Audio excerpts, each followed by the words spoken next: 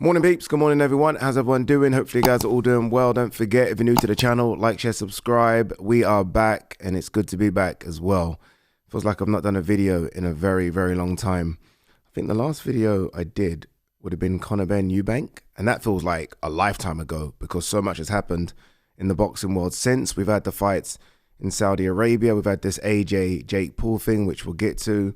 There's fights coming up this weekend. Fraser Clark versus Jimmy TKV, British heavyweight title fight. The first fight on the BBC in a long time. I think since Audley Harrison. Might be wrong, but I think since Audley Harrison. We've got Ben Whittaker making his Matchroom debut this weekend as well. We're going to try and get to all of that.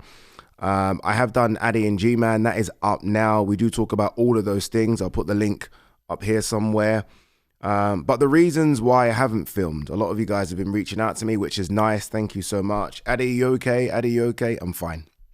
I was a little poorly, but the main reason I haven't filmed is because I was in Kenya. Now, I started my boxing journey with a company called Calicoda Promotions. They were the first people to give me an opportunity, I want to say 7 years ago. I used to go to South Africa. A lot of you guys will know this.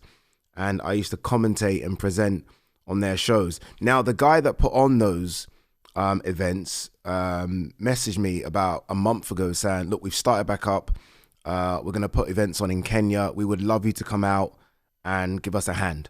And I was like, of course, you helped me many moons ago. I can help you. So I flew out to Kenya and I kind of played a role behind the scenes, making sure that the event went sort of swimmingly. And they were very happy with it, and so much so that it's been picked up by broadcasters, and now there's going to be an event every month starting in January for 1 year. They've got a 1 year contract. This is Calicoda. Let me see if I can. I don't know if you guys ever remember me putting this on my social media, but this is Calicoda Promotion. So yeah, that's why I was away. I'm going to do a separate video about my time in Kenya. Almost give you guys a bit of insight as to what it's like over there. There were a couple of UK kids, Lucas Dubé and Jamie Devine from Liverpool, who fought on the shows as well, and they loved it.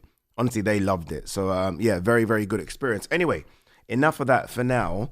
Let's get into the boxing news. Let's start straight off the bat with this AJ Jake Paul, or as the poster says, Jake Paul versus AJ, which is strange, right? I mean, AJ has never been B-side. Ever. And look, that doesn't necessarily matter, I guess. I don't think those things should matter. Whose name's first, who walks first. But it is weird to see Jake Paul versus AJ as though Jake Paul is the bigger in this equation. Not for me. Maybe for MVP, Nikisa, Jake Paul, but not for me. I've kind of marked it or titled it David versus Goliath just because of the size difference. Like, Jake Paul's a big guy. He is. He's 6'1", 220.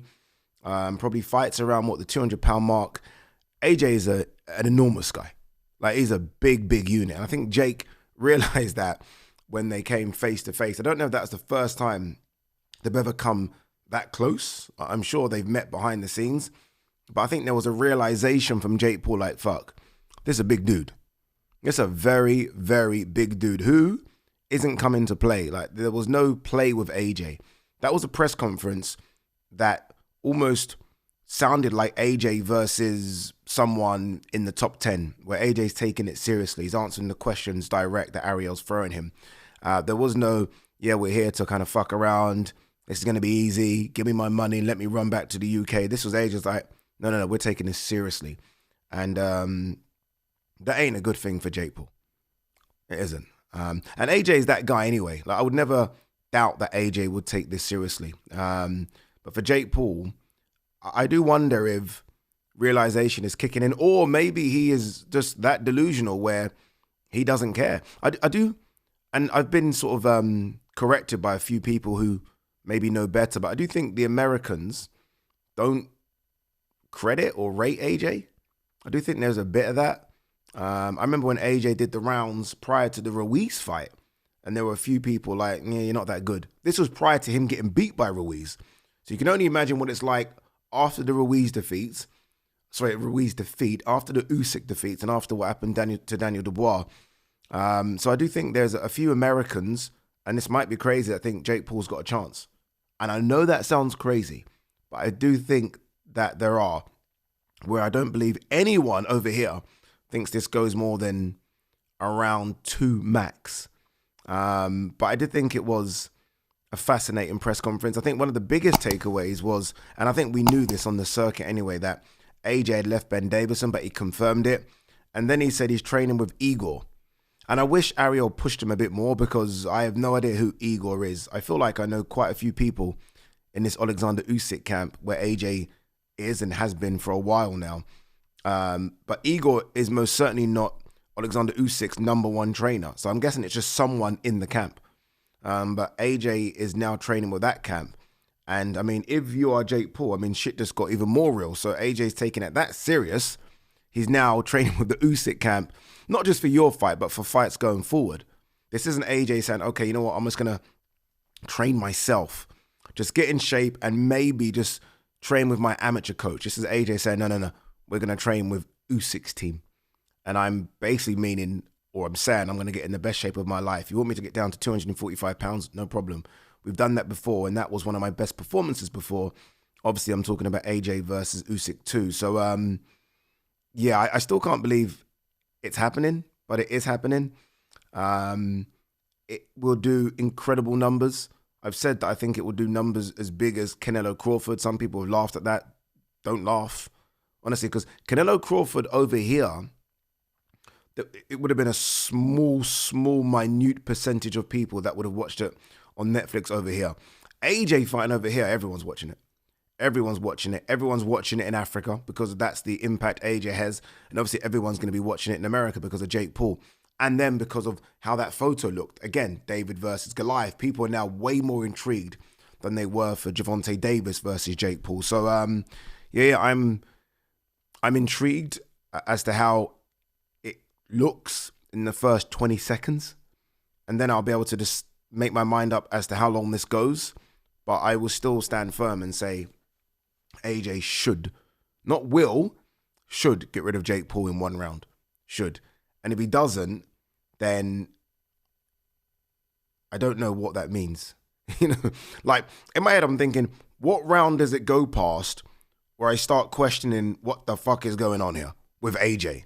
I'm not having all that fights are fixed nonsense, but it's more, my questions will be more to AJ.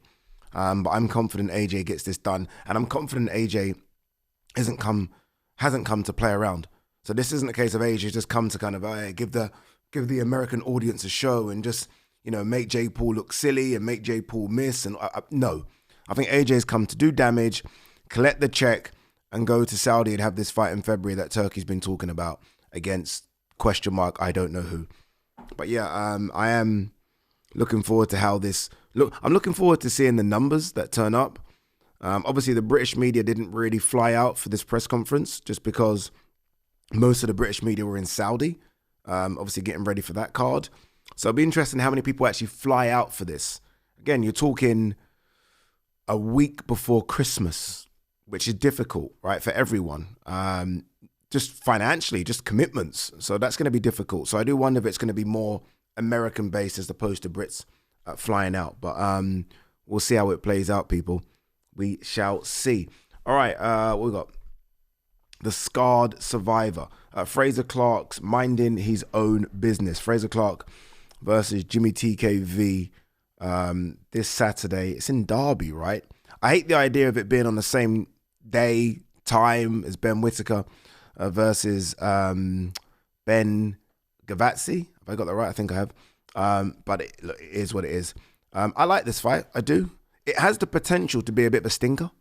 And that's all down to Jimmy TKV. If he comes out and fights, I think there's a good fight. If he comes out and just tries to box and hold, then it might just be a bit of a stinker. For Fraser Clark, and I was thinking about this, he must look at Fabio and think, you know, I probably beat you. You know, that fight that was a draw. I mean, many people would have swung that to Fraser Clark as opposed to Fabio, right? And here he is now. And that fight was, 18 months ago. Fraser's still rebuilding. Fabio's a world champion, and by many people's rankings is the #2 heavyweight in the world. Not mine, but many people have him #2 in the world. That's how quick it can change. And Fraser should look at that as a good thing.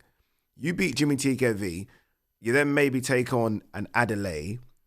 You're there. Do you know what I mean? You're there very quickly. So if I'm Fraser, I look good on Saturday and then hope that I can get another big one. Maybe the eyes of Turkey and these people are kind of watching it and seeing what goes on, because I think having Fraser in the heavyweight division in the mix, that kind of top 20 mix, is a good thing. Bill Haney targets Rolly Romero for Son Devon and rips Conor Benn. Conor Benn is doing what Conor Benn should do. There's been a lot of negative talk about what's Conor Benn pretending he's falling asleep, Conor Benn calling out Devon. That's what you're supposed to do. Like, Devon's one of the biggest fights for Conor in the welterweight division. So everyone kind of pointing a finger at Conor saying, you're fucking disrespectful. That's what you're supposed to do. In this world and day and age of boxing fights being made, play the role of Conor Benn, because you're going to jump the queue. And that's what Conor Benn is doing. So Devon shouldn't be, and Bill and Devon shouldn't be as upset. They should understand what Conor and Eddie are doing. They're trying to jump the queue to get the Devon Haney fight, because all of a sudden, that's the biggest fight for Conor in the welterweight division. It's bigger than Barrios. It's bigger than Romero. It's certainly bigger than Lewis Crocker. It's the biggest fight to be made, and Conor Benn could get it. If the money's right, and Turkey, and I keep referring to Turkey, right? But if Turkey deems this to be a big fight in the UK, let's see if Conor really does have that star power, right? After doing back-to-back stadiums, then it makes sense. For Bill targeting Rolly Romero, that makes sense. You want the unification. You want to pick up a couple more belts. And Rolly's a winnable fight for Devon. Like, quite comfortable for me. Quite comfortable. Rolly can punch, yes, but he's nowhere near the same level as Devon Haney. Nowhere near. So I think that's a fight that they should target. But you can also understand why Conor's saying, yes, give me a bit of this. Sabril Matias, everyone who spat in the air is going to fall in your face. It looks like he's been cleared.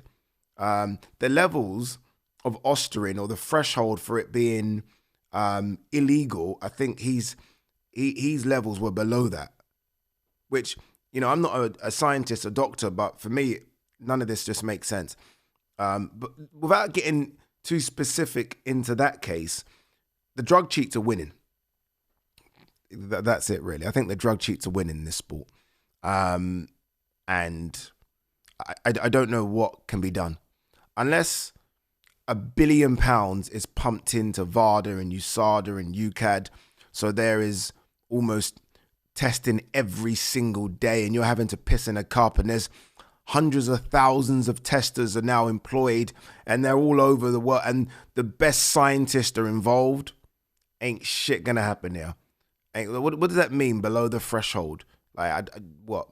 So where is the Osterine from? Food, medication? Again, it's above my pay grade, but I do think this is just a bit crazy. All right, look, guys, we are going to do way more videos throughout the week. I just wanted to quickly give you my thoughts on AJ and Jake Paul, or Jake Paul versus AJ. I do most certainly want to talk about David Benavidez. I want to talk about Anthony Yard. Me and G-Man did our pound for pound top 10 rankings video. That will be out in the week, hopefully today. But yeah, your boy is back. Peace and love.